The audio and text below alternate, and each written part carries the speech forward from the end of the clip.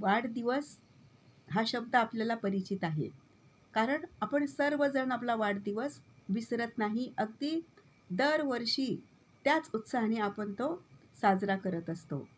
हा जो सुंदर शब्द आहे वाढदिवस, तर फक्त दिवसाची वाढ होणे म्हणजे वाढदिवस आहे का? तर असे नाही. आपल्या आनंदात सुद्धा वाढ झाली पाहिजे.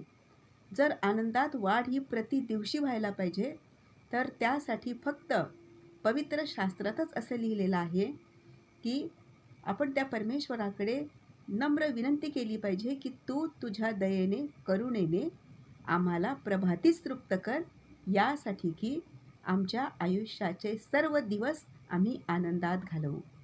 बघा किती सुंदर लिहिलेलं आहे.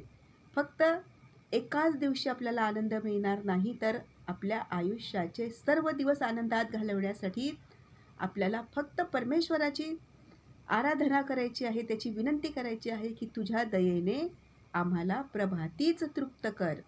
आमचे दिवस सर्व आम्ही त्यामुळे आनंदात घालवू.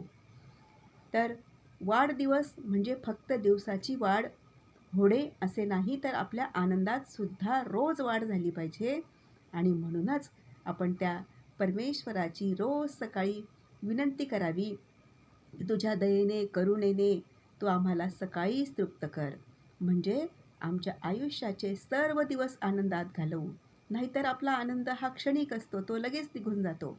पण सर्व दिवस आनंदात घालवणं किती सुंदर लिहिलेलं आहे. आणि हे कोणीच आपल्याला सांगत नाही, कुठेच लिहिलेलं नाही, तर फक्त पवित्र शास्त्रात लिहिलेलं आहे.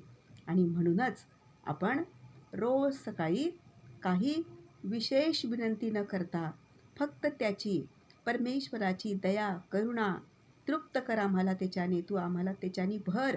फक्त आपल्याला एवढंच त्याला विनंती करायची आहे, म्हणायचं आहे.